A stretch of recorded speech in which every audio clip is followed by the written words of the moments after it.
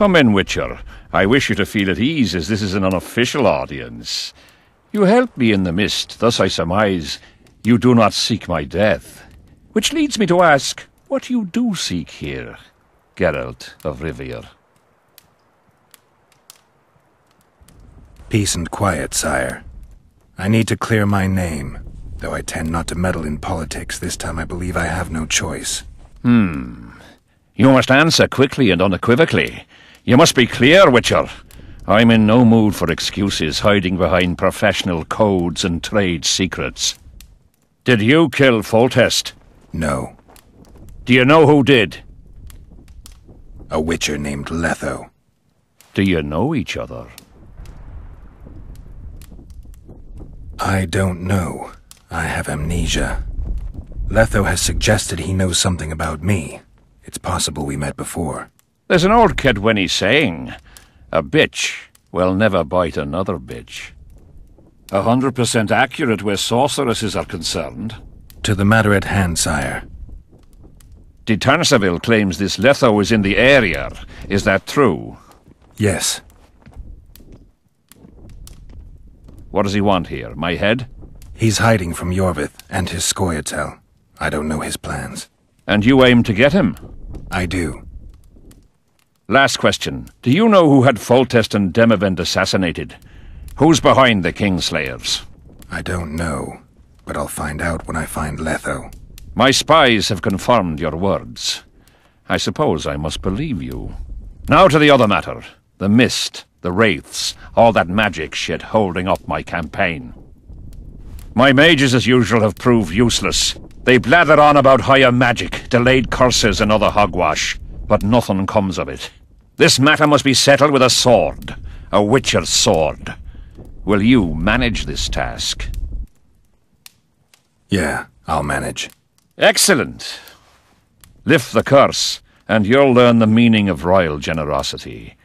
And even should you fail to catch this Letho, I shall help you clear your name. Consider Deathmold at your disposal. He'll give you all the necessary information. Also, you are free to move about the camp and its environs from now on. Now, leave me alone. As we forged our way through the fog, you claimed it was Glevisig's curse. Sabrina Glevisig's. She was a sorceress, my former advisor.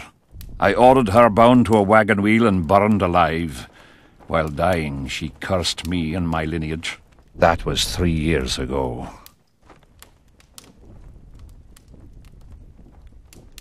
The curse was cast 3 years ago. Any sign it's been active in the interim? Is that important? Sire, we're not talking about a fortune told in a tent on market day, nor about some curse cast by a novice mage. This curse caused a solar eclipse and summoned hordes of specters. We're dealing with a complex spell that operates at several levels. Uncommon knowledge and skill were required to cast it. Lifting it will be even more difficult. If I'm going to deal with it, I need you to cooperate. Ah, the plague. So be it. Sire, do you remember the curse itself? What exactly did Sabrina say? All she said at the time has been fulfilled to some degree. A star adorned with a bloody braid will cut across the heavens. Square coins from maritime depths will beguile the hearts of fools. Coins? Deathmold found a few such coins among soldiers accused of treason. What did you condemn Sabrina for, sire? 1 year after the Peace of Cintra, I fought Demerven for Lormark. General Vandegrift commanded a part of my force. He forded the Pontar and joined battle on this field. It raged until evening, when Sabrina Glevisig decided to take matters into her own hands. Fireballs rained down onto the battlefield. 3,000 men turned to bloody charred meat scraps. The fire consumed Kaedwenis and Aedirnians alike. Knights boiled alive in their armor. Mad beasts howling with pain. War is for the honorable. When the likes of Glevisig enter the fray, it turns into hell.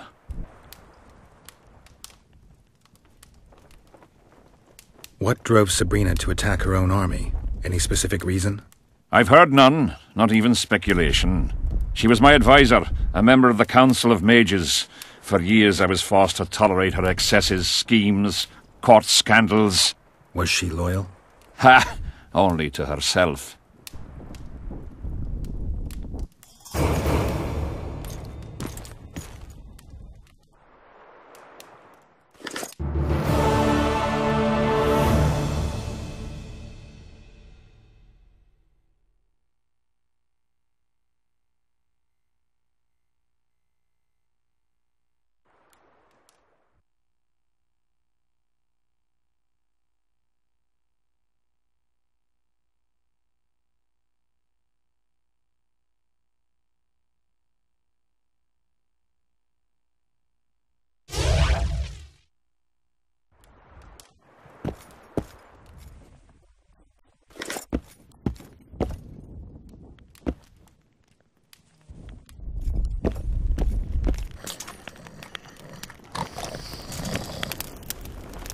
Witcher, a word, if you will.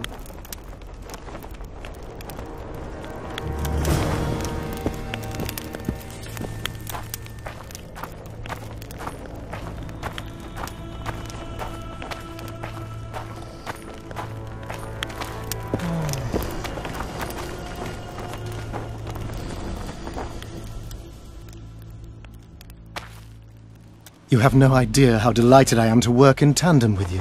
True, I have no idea. Better times approach, Geralt, you shall see. I trust you're not bothered if I refer to you by name. Not at all. Wonderful, I feel we shall become great friends. That remains to be seen. Shake my hand, Geralt, to mark the beginning of our friendship. Don't worry, I've no poison needle up my sleeve.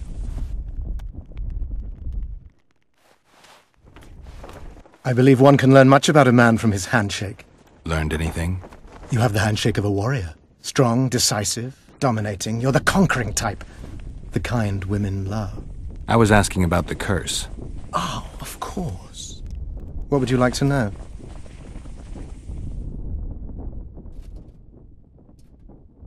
Did you notice that not all the spectres were aggressive? Most would disappear when we neared them. I think the curse's power corrupts the ghosts of those who died in the battle, turning them into Draugrs. Draugrs, is that some professional name you witchers have for spectres? They're demons, Deathmold. Draugrs are demons of war that arise on battlefields where the fighting was vicious and the slaughter particularly bloody. They are hatred and bloodlust in condensed form. The name matters little. Do you know how to rid us of these Draugrs? A silver sword's enough to send them to their rest. But as long as the curse remains active, new ones will appear. The soldiers' ghosts are the key. If we could reverse the tide of the battle... Don't delay. Grab your sword and start reversing. I'll need some symbols of war that belonged to the soldiers who perished here. Artifacts symbolizing hatred, death, courage, and faith. They have to be magically active and linked to those who died. Without them, I won't be able to summon the ghosts. Well, I've no idea how to find them, apart from which I know little about war symbolism. I'll deal with the artifacts. I have another job for you. Have you dealt with curses before? I've cast a few in my time. One victim sprouted donkey's ears and a tail, another's house burned down. Nothing too serious. Shame. Have you removed curses, lifted spells? Never had the chance. But I mastered the theory involved. Best in my class at the Magic Academy. They don't teach you about curses like this one at Banord. Glevis's Curse is a 4th-level blood spell. It's also known as the Archmistress's Curse. A misnomer, for they've been cast by generally crazed mages or priests, not necessarily women. You've done your homework. Explain this blood curse to me.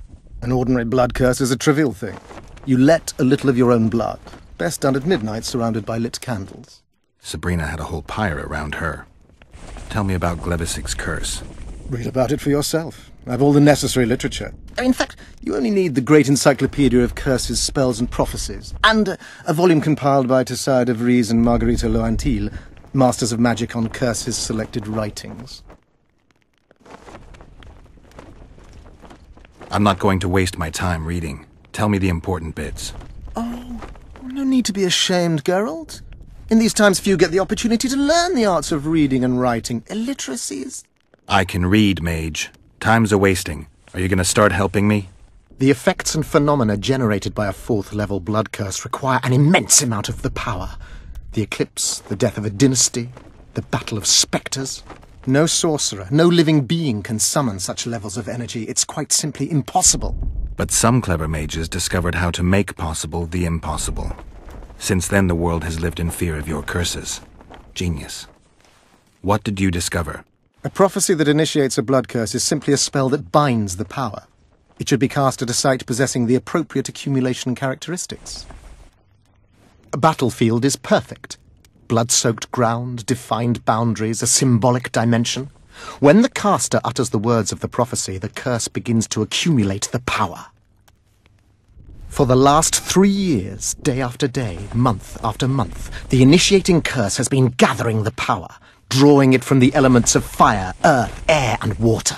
The energy thus accumulated could move the stars. Enter the activator, one of the prophesied events possessing its own symbolic dimension. It releases the accumulated energy for use by the curse proper.